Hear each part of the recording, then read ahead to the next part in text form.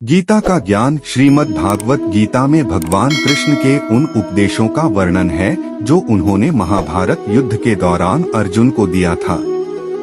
गीता में दिए उपदेश आज भी उतने ही प्रासंगिक हैं और मनुष्य को जीवन जीने की सही राह दिखाते हैं।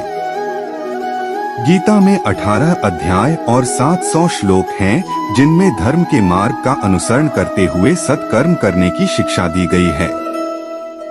जीवन की सभी दुविधाओं और समस्याओं का हल गीता में मिलता है।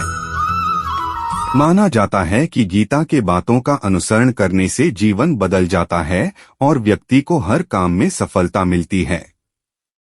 आइए जानते हैं श्रीमद् भागवत गीता के अनमोल विचारों के बारे में। गीता उपदेश की महत्वपूर्ण बातें। गीता के अनुसार कठिन समय में जब मन से धीरे से आवाज आती है कि सब अच्छा होगा, वही आवाज परमेश्वर की होती है।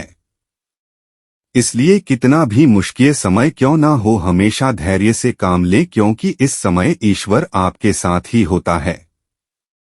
गीता में श्री कृष्ण कहते हैं कि बढ़ती आयु हर व्यक्ति को इस बात का एहसास कराती है कि उसे किन चीजों को महत्व देना चाहिए और किन्हें नहीं।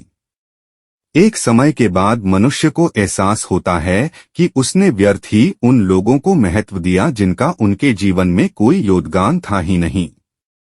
जब भी मन परेशान हो तो एक गहरी सांस लेकर अपने सारे कष्ट, दुविधाएं और परेशानी प्रभु के चरणों में समर्पित कर दीजिए, क्योंकि जीवन की सारी परेशानियां प्रभु के चरणों में आकर समाप्त हो जाती हैं। गीता में श्री कृष्ण कहते हैं कि हर व्यक्ति को अपने क्रोध पर काबू करना चाहिए।